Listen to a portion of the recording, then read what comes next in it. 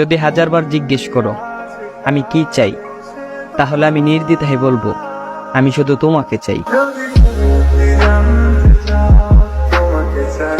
যদি ভাগ্যক্রমে তোমাকে পেয়ে যাই, তাহলে তুমিই হবে আমার জীবনের সবচেয়ে বড় উপহার।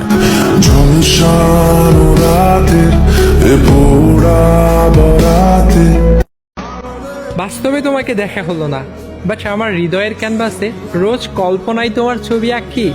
বিশ্বাস করো, তোমার কথা মনে পড়লে আমার হৃদয়ের ক্যানভাসে থাকা তোমার সেই ছবিগুলোই আমি বারবার দেখি।